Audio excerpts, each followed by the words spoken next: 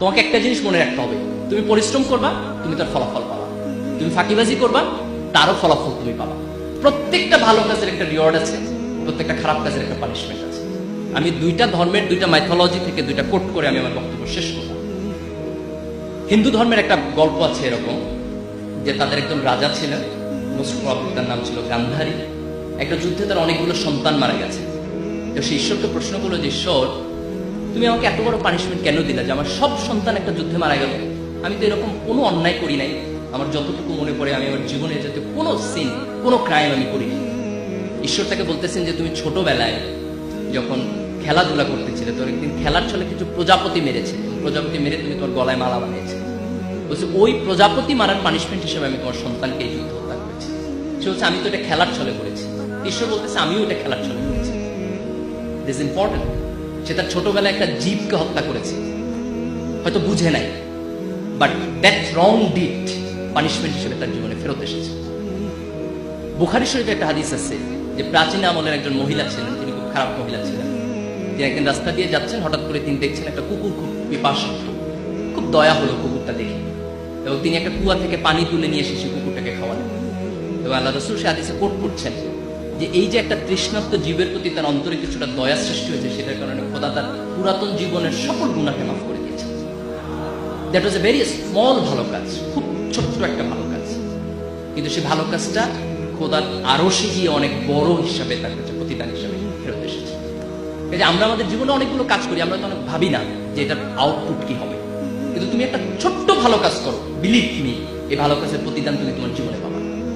তুমি একটা ছোট্ট খারাপ কাজ করো, এর প্রতিদান তুমি তোমার পাবা, এই জেনারেশনে না হলে নেক্সট জেনারেশনে। কোরআনের একটা ঘটনা এরকম আছে যে মুসা আলাইহিস সালাম যখন খিজির আলাইহিস সালামের সাথে যাচ্ছেন, তখন খিজির আলাইহিস সালাম অনেকগুলো কাজ করেছেন যেগুলোর এক্সপ্লানেশন তিনি বোঝেন নাই, পরে দিয়েছেন।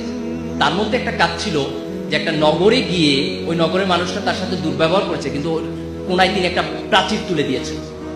তারপরে যখন মুসা আলাইহিস সালাম এক্সপ্লানেশন দিচ্ছে, তখন বলতেছে যে এই প্রাচীরের নিচে কিছুটা গুপ্তধন ছিল, এবং সেই গুপ্তধন হচ্ছে এমন দুটো নাবালক সন্তানের যার বাবা সৎ মানুষ ছিলেন। এই জন্য আল্লাহ তাকে বলেছেন তুমি ওই সৎ মানুষের সন্তানের জন্য এই সম্পদটাকে রেস্ট্রিক্ট করো, এটাকে সংরক্ষণ করো। তার মানে তার বাবার সৎকর্মের জন্য তার সন্তান বেনিফিটেড হচ্ছে। তুমি তোমার ভালো কাজের রিওয়ার্ড যেমন পাবা, তোমার খারাপ কাজের পানিশমেন্ট হবে। এটা হয় থার্ড জেনারেশনে, না হয় সেকেন্ড জেনারেশনে, না হয় থার্ড জেনারেশনে। এটা যে সবসময় মরণের পরে হবে দ্যাট ইজ নট ইম্পর্টেন্ট। মরণের পর তো হবেই, সেটা পৃথিবীতেও হবে। কিন্তু এই মানুষের জীবন যখন এই ধর্মবোধের জায়গা থেকে, অ্যাকাউন্টেবিলিটির জায়গা থেকে সরে যায়, তখন মানুষের মধ্যে কোনো নৈতিকতা থাকবে না, মানুষের মধ্যে কোনো বোধ থাকবে না, মানুষ বেপরোয়া হয়ে উঠবে।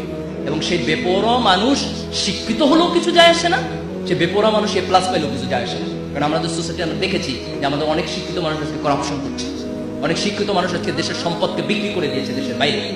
এই যে দিস ইজ ইম্পর্টেন্ট যে আমরা গ্লোবালাইজেশনের যুগে আমাদের কোয়ালিটি ডেভেলপ করার পাশাপাশি এই অ্যাকাউন্টেবিলিটির জায়গা থেকে মানুষের প্রতি ভালোবাসা, জীবনের প্রতি ভালোবাসা, জীবের প্রতি ভালোবাসা, এক ধরনের নৈতিকতা বোধ, এক ধরনের ধর্মবোধ, যে কোনো ধর্ম হোক, ফেইথ বেস অ্যাপ্রোচ। তুমি ঈশ্বরকে বিশ্বাস করো, আল্লাহকে বিশ্বাস করো, গডে বিশ্বাস করো, does not matter, but you must believe, you must practice whatever your religion is.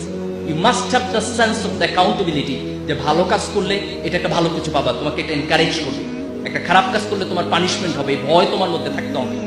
এই দৃষ্টিভঙ্গি যখন আমাদের জীবনকে নিয়ন্ত্রণ করবে, তখন সত্যিকার অর্থে আমরা একটা ভালো সমাজ করতে পারব। আমি আশা করি যে এই তরুণ প্রজন্ম নিঃসন্দেহে আমাদের অতীতের সব ব্যর্থতা থেকে কাটিয়ে উঠে একটা নতুন বাংলাদেশ আমাদের